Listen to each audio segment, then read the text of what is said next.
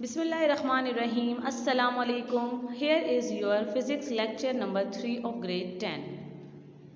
So we are discussing chapter 12 wave and sound. Today's topics are resonance and wave motion. So first of all, what is resonance? Consider a long string or a metallic wire stretched tightly between two pegs. Four pendulums A, B, C, D of different lengths are fastened to the string or wire. Another pendulum E of the same length as that of B is also fastened as shown in figure 12.5. So here is figure 12.5. यहाँ पे एक long string है, एक metallic wire है जो कि stretch है tightly two pegs के बिटवीन। यहाँ पे four pendulums A B C D जिनकी लेंथ क्या है डिफरेंट है, उनको फिक्स किया गया है, उनको अटैच किया गया है एक स्ट्रिंग के साथ। You can see in figure 12.5। Okay, so you can see in this figure कि जो पेंडुलम E है उसकी जो लेंथ है वो क्या है, वो सेम है पेंडुलम B की लेंथ से। Okay, when pendulum E is set swinging, it will be observed that all the pendulums start to swing, but pendulum B begins to vibrate with an increasingly larger amplitude. कि जब pendulum E को हम क्या करेंगे, swing करेंगे, तो हम ये ऑब्जर्व करेंगे कि बाकी सारे जो पेंडुलम हैं वो भी स्टार्ट हो जाएंगे स्विंग करना, बट पेंडुलम B जो है वो क्या करेगा, वो उसमें वाइब्रेशन स्टार्ट हो जाएगी, वो वाइब्रेट करेगा एक लार्जर एम्पलीट्यूड के साथ। तो इसका क्या रीज़न है कि जो B पेंडुलम है वो क्या कर रहा है, वो वाइब्रेट कर रहा है, उसमें वाइब्रेशन हो रही है। वाइब्रेशन मीन्स कि वो टू एंड फ्रो मूव कर रहा है। ओके, हमने पढ़ा था वाइब्रेटरी मोशन को। So as pendulum E is set into vibrations, it imparts its motion to the string or metallic wire. So जैसा ही पेंडुलम E वाइब्रेशन में आएगा तो वो क्या करेगा, अपनी जो वाइब्रेशन है, जो अपनी जो मोशन है वो ट्रांसफ़र करेगा मेटेलिक वायर या फिर स्ट्रिंग में। ओके, अब स्ट्रिंग के साथ जो फोर पेंडुलम्स अटैच हैं, अब स्ट्रिंग या वायर क्या करेगा, अपनी जो मोशन है, जो वाइब्रेशन है, ओके, सेम पेरियोडिक मोशन जो है वो ऑल पेंडुलम्स को देगा। ओके, उसमें ट्रांसफ़र करेगा the natural frequency of all other pendulums except pendulum B being different. कि जो नेचुरल फ्रीक्वेंसी है, ओके, जो नेचुरल फ्रीक्वेंसी है स्ट्रिंग या वायर की वाइब्रेशन की, वो क्या होगी, डिफरेंट होगी सारे पेंडुलम की सिवाय पेंडुलम B के। यानी जो B की फ्रीक्वेंसी है वो मैच करेगी, बाकी जो पेंडुलम है उनकी फ्रीक्वेंसी मैच नहीं करेगी, डिफरेंट होगी। सो they do not respond to the same extent to the motion imparted from the string। तो वो उस तरह से रिस्पॉन्ड नहीं करेंगे जिस तरह से स्ट्रिंग या जो वायर है उसने उनको मोशन दी है। So pendulum B respond as its natural frequency agree with the frequency of the motion of the string, which in turn was supplied by the vibrating pendulum E। सो वहाँ पे जो pendulum B है वो respond करेगा, क्यों, क्योंकि उसकी जो फ्रीक्वेंसी है वो इक्वल होगी उस नेचुरल फ्रीक्वेंसी से जो कि उसको मिली है स्ट्रिंग से या वायर की मोशन से। ओके, और स्ट्रिंग या वायर को वो वाइब्रेटरी मोशन या वो वाइब्रेशन किसने दी थी, पेंडुलम E ने। इन शॉर्ट के पेंडुलम E जब वाइब्रेशन में आता है तो वो वाइब्रेशन ट्रांसफ़र होती है वायर में। ओके, जब वो वायर में ट्रांसफ़र होती है तो वहाँ से वो फोर पेंडुलम्स में जाती है, वहाँ से जो सिर्फ B पेंडुलम है वो क्या करता है, रिस्पॉन्ड करता है। क्यों, क्योंकि उसकी फ्रीक्वेंसी और जो नेचुरल फ्रीक्वेंसी है, जो वायर की फ्रीक्वेंसी है, वो क्या हो जाएगी, इक्वल हो जाएगी। तो इस फिनोमिना को जब पेंडुलम B स्टार्ट होगा वाइब्रेट होना, इसको हम क्या कहते हैं, रेजोनेंस। ओके, इन शॉर्ट अगर हम देखें कि रेजोनेंस क्या है, कि रेजोनेंस मीन्स कि जब नेचुरल फ्रीक्वेंसी किसी भी ऑब्जेक्ट की फ्रीक्वेंसी से मैच कर जाए या उसका टाइम पीरियड इक्वल हो जाए तो वहाँ पे रेजोनेंस प्रोड्यूस होता है। और अगर रेजोनेंस ज़्यादा बढ़ जाए तो उस ऑब्जेक्ट, उस बॉडी का एम्पलीट्यूड बढ़ जाता है। ओके, जैसे जैसे रेजोनेंस ज़्यादा होगा उसी तरह से उसका एम्पलीट्यूड भी क्या होगा, एक्सटेंड होगा। Okay, in order to understand resonance, let us consider the example of a pendulum hanging freely from a support. If we slightly disturb it, it will begin to oscillate. कि यहाँ पे हम resonance को समझने के लिए एक एग्जाम्पल लेते हैं कि एक पेंडुलम को हमने हैंग किया है फ्रीली, यानी वो सपोर्ट उसके पास कोई नहीं है, वो जस्ट उसको हमने हैंग किया है। If we slightly disturb it, जब हम उसको क्या करते हैं, स्लाइटली डिस्टर्ब करते हैं तो वो ऑसिलेट, उसमें ऑसिलेशन स्टार्ट हो जाती है।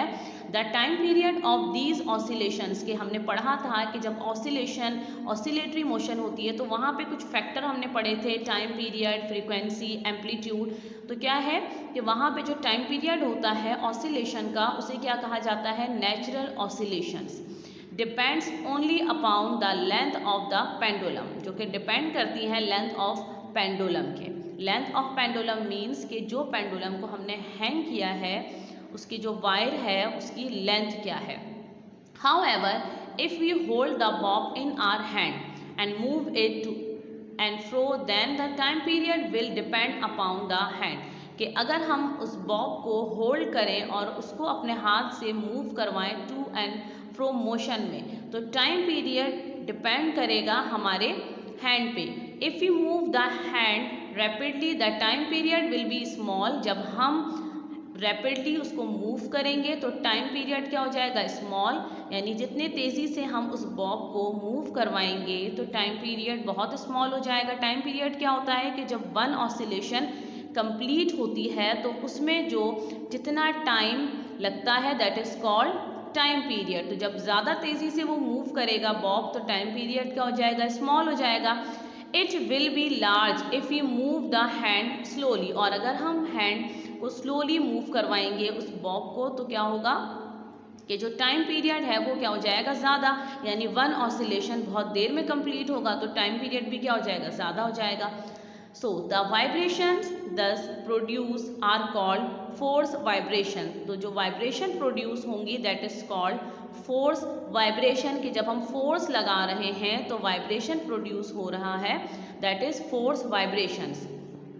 Now if the frequency of the force vibrations synchronizes with the natural frequency of the pendulum, then the amplitude of the pendulum increases. कि अगर फोर्स वाइब्रेशन की फ्रीक्वेंसी, फोर्स वाइब्रेशन जैसा अभी मैंने आपको बताया कि क्या है कि जब हम अपने हैंड से उस बॉब को मूव करेंगे तो वाइब्रेशन प्रोड्यूस होगा, that is called force vibration. यानी फोर्स लगाने की वजह से जो वाइब्रेशन प्रोड्यूस हो रहा है that is called force vibration. और फोर्स वाइब्रेशन की जो फ्रीक्वेंसी है वो और नेचुरल फ्रीक्वेंसी, जो पेंडुलम की एक नेचुरल फ्रीक्वेंसी है, ओके, वो दोनों क्या हो जाए, सेम हो जाए, तो क्या होगा कि amplitude of the pendulum increases. Pendulum का एम्पलीट्यूड क्या हो जाएगा, इंक्रीज होना स्टार्ट हो जाएगा। क्योंकि अभी मैंने आपको बताया है कि नेचुरल फ्रीक्वेंसी और ऑब्जेक्ट की फ्रीक्वेंसी या नेचुरल टाइम पीरियड, ऑब्जेक्ट का टाइम पीरियड दोनों इक्वल हो जाएं तो वहाँ पे कौन सा फिनोमेना स्टार्ट होता है, रेजोनेंस। जब रेजोनेंस होती है तो एम्पलीट्यूड भी क्या होता है, इंक्रीज होने लगता है। Okay, so it is due to this reason that a feeble puff of air blown at regular intervals of time increases the amplitude of the pendulum to a large extent. कि इसका reason क्या होगा कि वहाँ पे जो feeble puff of air होगा, यानी जो हवा का जो झोंका होगा वो क्या होगा, उसकी वजह से जो रेगुलर इंटरवल ऑफ टाइम है वो भी क्या हो जाएंगे, इंक्रीज हो जाएंगे, एम्पलीट्यूड इंक्रीज हो जाएगा। ओके, इसी तरह जो पेंडुलम है वो एक लार्ज एक्सटेंट पे क्या करेगा, टू एंड फ्रो मोशन करेगा, उसके जो इंटरवल ऑफ टाइम है वो भी इंक्रीज हो जाएंगे। So resonance is the response of an object to a periodic force acting on it. It means के रेजोनेंस क्या है, डिपेंड करती है किस पे, ऑब्जेक्ट की पेरियोडिक फोर्स पे, ओके, जो कि उस पर एक्ट कर रही है। It is greatest when this force has the same period as the object's natural period, कि ये ज़्यादा कब होगा, जब फोर्स का जो टाइम पीरियड है, यानी जो भी हम उस पर फोर्स लगा रहे हैं, जैसा मैंने आपको बताया कि फ्रीक्वेंसी सेम होगी, इसी तरह टाइम पीरियड भी सेम हो ऑब्जेक्ट के नेचुरल पीरियड से। Okay, under the influence of this force has the first object not only begins to vibrate but also the amplitude of its vibration increases. Under the influence of this force has the first object not only begins to vibrate but also the amplitude of its vibration increases. कि इस force के influence में क्या होगा कि object क्या है कि उसमें पहले वाइब्रेशन स्टार्ट नहीं होगी, लेकिन उसमें क्या होगा, उसका जो एम्पलीट्यूड है वो इंक्रीज होने लगेगा। ओके, उसकी जो वाइब्रेशन है, उसका जो एम्पलीट्यूड है वो इंक्रीज हो जाएगा। It is observe that sometimes a part of the car begins to vibrate very violently at a certain speed और speed of the engine of the car. ये हम ऑब्ज़र्व करते हैं सम टाइम के पार्ट ऑफ द कार में vibration start हो जाती है बहुत बुरी तरीके से एक सर्टेन स्पीड पे। ओके, यानी इंजन की जो एक ख़ास स्पीड होती है उस पर। If the speed of the car is increase और decrease from that value the vibration will cease, कि अगर स्पीड ऑफ कार इंक्रीज या डिक्रीज हो जाए, ओके, इस वैल्यू से अगर इंक्रीज या डिक्रीज हम कर दें तो वाइब्रेशन क्या हो जाएगी, सीज हो जाएगी, स्टॉप हो जाएगी। ओके, यानी ख़ास स्पीड पे जब उसमें वाइब्रेशन स्टार्ट हो जाए कार में, ओके, जब हम क्या करें उसको, अगर हम कार की स्पीड को इंक्रीज या डिक्रीज कर दें तो क्या होगा कि वाइब्रेशन स्टॉप हो जाएगी। ये भी रीज़न है किसका, रेजोनेंस का, कि वो जो एक सर्टेन स्पीड पे कार में वाइब्रेशन बुरी तरीके से वाइब्रेशन हो रही है, इसका मतलब है कि वहाँ पे उनकी जो टाइम पीरियड है, उनकी जो फ्रीक्वेंसी है वो क्या कर रही है, इक्वल हो रही है। तो दैट टाइम हम क्या करें, इस कार की जो स्पीड है उसको हम ज़्यादा बढ़ा दें या हम उसको कम कर दें तो जो वाइब्रेशन है वो सीज हो जाएगी, स्टॉप हो जाएगी। ओके, सेकेंड एग्जाम्पल यहाँ पे क्या है, it is observe that the frequency of our moving legs is in resonance with their natural frequency, कि जब हम वॉक करते हैं तो हमारी जो मूविंग लेग्स हैं उनकी जो फ्रीक्वेंसी है वो क्या है, वो भी रेजोनेंस में है नेचुरल फ्रीक्वेंसी के साथ। Okay, so if we walk fast, लेकिन अगर हम फास्ट वॉक करेंगे तो हम क्या हो जाते हैं, वी गेट टायर्ड क्विकली, हम बहुत जल्दी थक जाते हैं।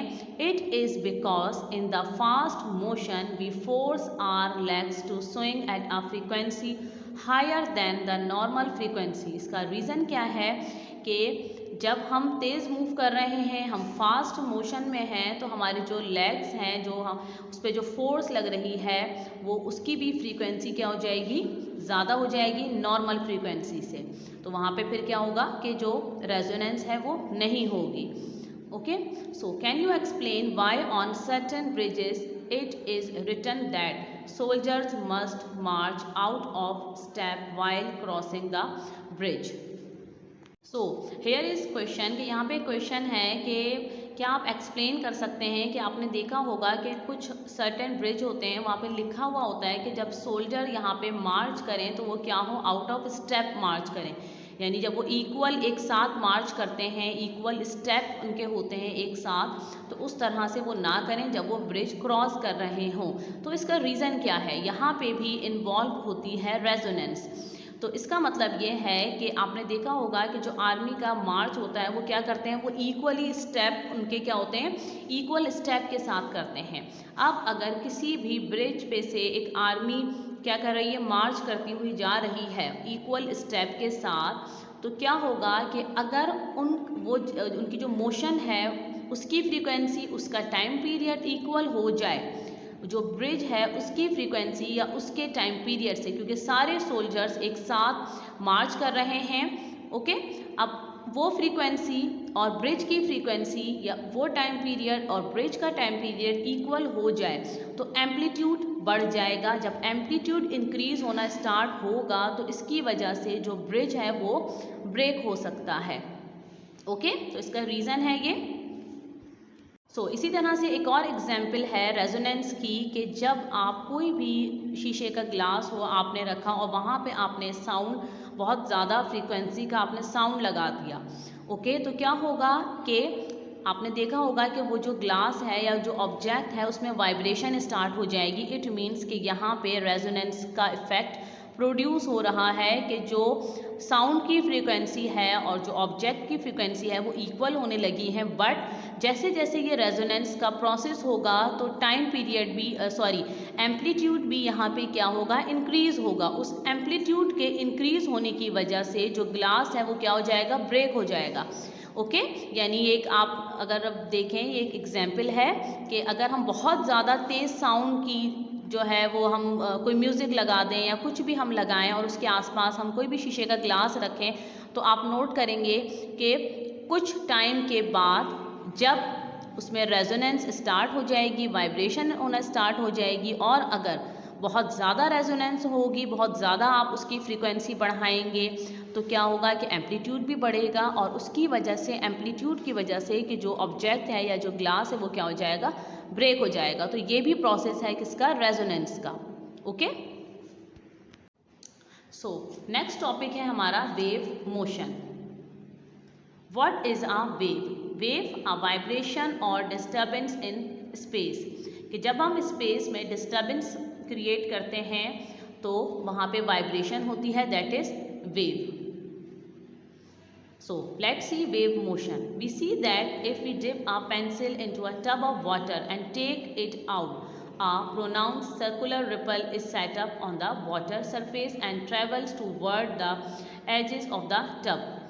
कि यहाँ पे हम एक एग्जाम्पल लेते हैं, एक ऑब्जर्वेशन है कि जब हम एक टब ऑफ वाटर में पेंसिल को डिप करते हैं और उसको हम बाहर निकालते हैं तो वहाँ पे एक सर्कुलर रिपल फॉर्म होते हैं वाटर में, जो कि क्या होते हैं, जो टब है उसकी एजिस पे होते हैं, उसकी सरफेस पे होते हैं, जो ट्रेवल करते हैं। However, if we dip the pencil and take it out many times, a number of ripples will be formed one after the other. कि हम जितनी दफ़ा भी उस पेंसिल को डिप करेंगे, उसको हम पेंसिल को बाहर निकालेंगे, तो क्या होगा बार बार वो जो नंबर ऑफ रिपल्स हैं वो बनना स्टार्ट हो जाएंगे। आप ये ऑब्जर्व कर सकते हैं easily. So here is figure, ये देखें फिगर में इस तरह के रिपल्स फॉर्म होते हैं। Okay, if you place a small object, a piece of wood, paper, etc. on the water surface, it moves up and down. When a wave passes across its position, it does not move outwards at the wave too. कि अगर हम कोई भी small object या एक piece of would, okay, या paper, उसको place करते हैं हम वाटर सरफेस पे, it moves up and down, वो क्या होगा, मूव करेगा up and down. When a wave passes across its position, जब वेव वहाँ से पास होगी, it does not move outward as the wave do, तो वो क्या होगा, वो ऊपर की तरफ नहीं आएगा जो भी ऑब्जेक्ट होगा।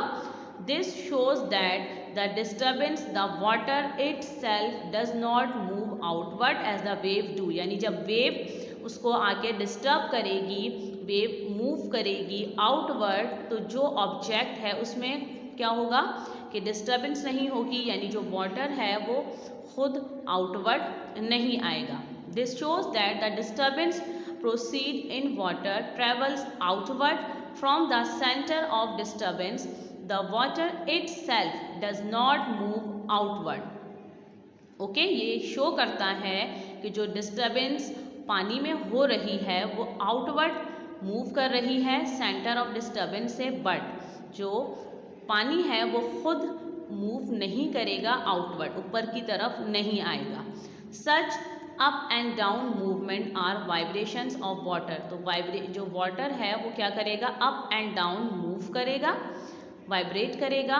Constitute waves are the example of wave motion, जो कि क्या यहाँ पे शो करेगा वेव मोशन को। ओके, सो इस तरह से जो पानी है वो अप एंड डाउन मूव कर रहा है, that is example of wave motion.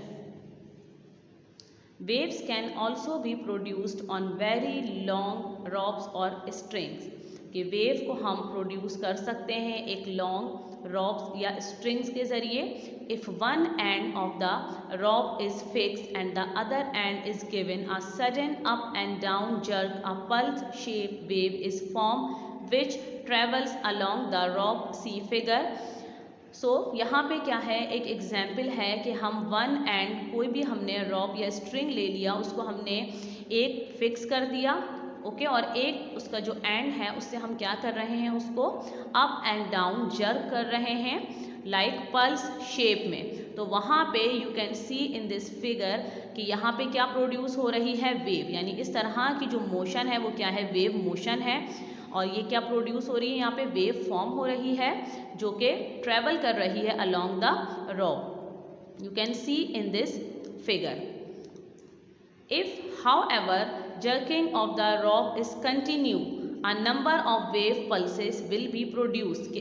हम क्या करेंगे, उस रॉप को जब जर्क करेंगे कंटिन्यू तो number of wave pulses produce होंगे. ओके, ये एक्सपेरिमेंट आप खुद भी कर सकते हैं कि आप कोई भी वायर लेके उसको इस तरह से कंटिन्यूसली जब आप मूव करेंगे तो वो क्या होगा, उसमें एक लहर सी आपको नज़र आएगी, दैट इज़ वेव. जब आप जितने ज़्यादा उसको आप क्या करेंगे, जर्क करेंगे तो वो क्या होगा, वेव पल्सेस ज़्यादा प्रोड्यूस होंगे. This is called a wave train and it travels along the rope. के इसे हम क्या कहते हैं, वेव ट्रेन, और ये होती है अलोंग द रॉप. इसकी जो डायरेक्शन है वो क्या है, अलोंग द, यानी जिस डायरेक्शन में रॉप है उसी डायरेक्शन में ये वेव ट्रेन प्रोड्यूस होगी. From the above observation, it may be concluded that a wave is a travelling disturbance. कि क्या है कि इस ऑब्जर्वेशन से हम ये कंक्लूजन निकालते हैं कि अब जो वेव है वो क्या है, एक ट्रैवलिंग डिस्टर्बेंस है. ओके, यानी जब कोई भी चीज़ ट्रैवल कर रही है तो उसका जो उसमें जो डिस्टर्बेंस क्रिएट करती है that is called wave. Okay, so here is your assignment. Question number 1, what is resonance and explain it in some detail. Number 2, explain wave motion with the help of example. Question number 1 में आपको resonance को explain करना है detail के साथ. आपको इस chapter को रीड करना है, इस टॉपिक को बहुत थॉरली रीड करना है, देन आपको उसका आंसर इजीली मिल जाएगा. Explain wave motion with the help of example. कि यहाँ जो अभी हमने एग्जाम्पल देखी उसके अलावा कोई और दूसरी एग्जाम्पल भी आप देख सकते हैं यहाँ पे, और आपको एक्सप्लेन करना है वेव मोशन को. Okay, so take care and अल्लाह हाफिज़.